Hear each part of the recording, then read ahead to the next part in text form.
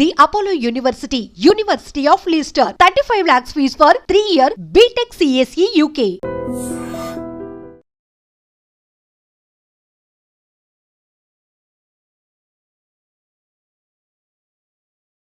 జగిత్యాలలో ఒక చిన్న పాపని అతి కిరాతకంగా గొంతు కోసి చంపడం జరిగింది. సో దీనిపైన మీ అభిప్రాయం ఏంటి? ఎందుకో సార్ అసలు అంత చిన్న పాపను గొంతు కోయాల్సినంత అవసరం ఏంటి? చిన్నపిల్లల్ని కూడా ఇంత దారుణంగా చంపుతున్నారా? అంటే చిన్నపిల్లలు బ్రతకడానికి లేదా? చిన్నపిల్లలు ఏం చేశారయ్యా? మీకు ఏమైనా పగలు కక్షలు, ఆస్తి వివాదాలు, ఆస్తి తగాదాలు, కుటుంబ కక్షలు ఏమైనా ఉంటే మీరు చూసుకోండి. ఇటువంటి చిన్నపిల్లల్ని చంపే పాపానికి దిగుతున్నారు, ఒడిగడుతున్నారు అంటే ఇవి ఉంటే కుటుంబ కక్షలన్నా ఉండాలి, లేకపోతే ఆస్తి తగాదాలన్నా ఉండాలి. ఈ రెండూ తప్పితే ఇంక దేనికి ఇటువంటి చిన్నపిల్లల్ని, ఇటువంటి పసివాళ్ళని చంపరు. లేకపోతే అక్రమ సంబంధాల కన్నా దారి తీసి ఉండాలి. ఈ మూడిట్లలో ఏదో ఒకటి దారి తీసి ఉండాలి. అంతేగాని ఈ పిల్లని అడ్డం తీసేసేస్తే మేమిద్దరం హ్యాపీగా ఉండొచ్చానో, లేకపోతే ఈ పిల్లని చంపేస్తే ఆస్తి వస్తుందనో, లేకపోతే ఈ పిల్లని చంపేస్తే నాకు పగ తీరిద్దనో, ఇటువంటి ఏమన్నా ఉంటే దయచేసి ఇటువంటి అఘాయిత్యాలు మానేయండి. ఇటువంటి హత్యలు చేయొద్దు.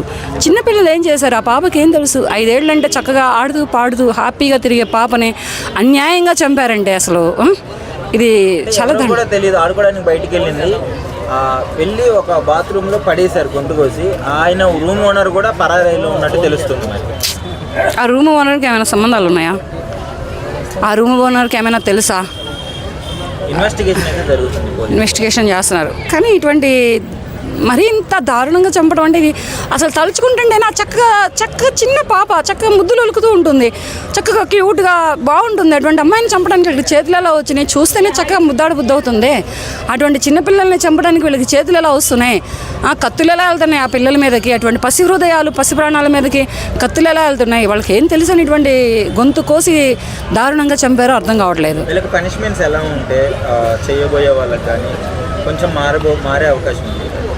ఏం లేదు, నేను ఎప్పటి నుంచో ఓటే చెబుతున్నా. ఇప్పుడు మహిళలు పురుషుల్ని భర్తలను చంపుతున్నటువంటి హత్యలకే కానీ, ఈ పురుషులు అమ్మాయిలని అత్యాచారాలు చేసి చంపుతున్నటువంటి హత్యలకే కానీ, వీళ్ళకి వీళ్ళని లోపలేసి వీళ్ళ నిర్ధారణ చేసి వీళ్ళకి కూర్చోబెట్టి మేపి వీళ్ళకి పనులు ఇచ్చి పాటలు ఇచ్చి వీళ్ళకి డబ్బులు ఇచ్చి వీళ్ళకి ఒక షెల్టర్ ఇస్తున్నారనమాట. ఇటువంటి హంతకులందరికీ కలిపి న్యాయస్థానాలే కానీ చట్టస్థానాలే కానీ, చట్టం ఏం చేస్తుందంటే తన పని తను చేసుకొని పోయి న్యాయస్థానానికి అప్పచెబుతుంది. న్యాయస్థానం నిర్ధారణ నిజాలు తెలుసుకొని వీళ్ళని కూర్చోబెట్టి మేపుతున్నారు.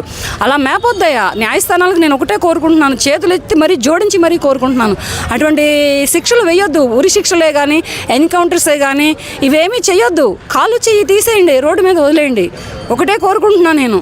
కాలు చెయ్యి అలా తీసేసి ఇటువంటి పసి ప్రాణాలు తీసిన వాళ్ళకే కానీ, అమాయకులైనటువంటి పురుషుల ప్రాణాలు తీసిన వాళ్ళకే కానీ, అమాయకులైనటువంటి ఆడపిల్లల్ని అత్యాచారాలు చేసి దారుణంగా చంపిన వాళ్ళకే కానీ వీళ్ళని కూర్చోబెట్టి 14 ఏళ్ళు 7 ఏళ్ళు లైఫ్ లాంగ్ శిక్షలు వేయొద్దు. వీళ్ళకి ఇటువంటి కఠినమైన శిక్షలు వేస్తే ఇప్పుడు రేపటి రోజు మళ్ళీ ఇటువంటి దానికి పాల్పడాలన్నా వెన్నులో వణుకొస్తుంది. ఇప్పుడు ఏమనుకుంటుందంటే, ఇప్పుడు చట్టస్థానాలు న్యాయస్థానాలు ఇప్పుడు ఏం చేస్తున్నాయంటే, ఏదో తీసుకెళ్తున్నాయి, బెయిల్ మీద వదిలేస్తున్నాయి, అది ఆసరాగా తీసుకొని వీళ్ళు ఇంకా ఇలా రెచ్చిపోతున్నారు. ఎన్నాళ్ళు ఉంటాం? ఉంటే లోపల 3 నెలలు ఉంటాం, లేకపోతే ఒక 6 నెలలు ఉంటాం, తర్వాత బయటికి రామా? బయట వచ్చి మళ్ళీ మనం బ్రతకమా? ఇంకా తీర్చుకోలేమా అనే ఒక అపోహలతోటి, ఒక ఇదితోటి వీళ్ళు ఇలా ఇటువంటి హత్యలే కానీ, ఇటువంటి అరాచకాలే కానీ, ఇటువంటి చిన్న పిల్లల ప్రాణాలే కానీ తీస్తున్నారంటే ఈ న్యాయస్థానాలలోనే కానీ చట్టస్థానాలలో అయినా సరైన శిక్షలు లేవు. అదే వేరే సౌదీ కంట్రీలో చూడండి, తలకి తల, చెయ్యికి చెయ్యి, కాలుకు కాలు, ప్రాణానికి ప్రాణం, దేనికి అదే తీస్తున్నారు. అలా తీయొద్దు. వీళ్ళని కూర్చోబెట్టి మేమొద్దు. వీళ్ళకి ఉరి శిక్షలు వేసి అరగంటలో ప్రాణం కూడా తీయొద్దు. పడతారు, ఒక వారం రోజులు మొదలు పడతారు.